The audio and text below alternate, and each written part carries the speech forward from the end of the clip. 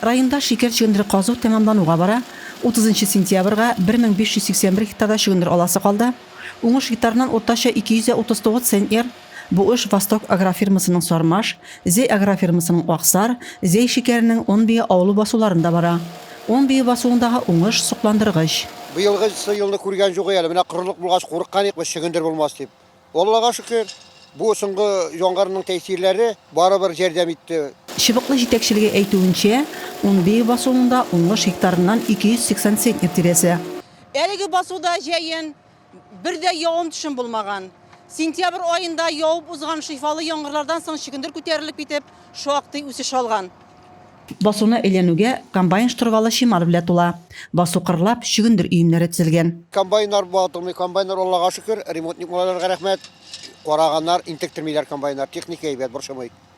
Оештыру яхшы. Комбайнчылар һава торышының коры булуына файдаланып, 1 минутны да исраф итмичә эшләй. Рәзимә Кашапова, Александр Тимофеев, Илюй Казамарова, Зей хәбәрләре.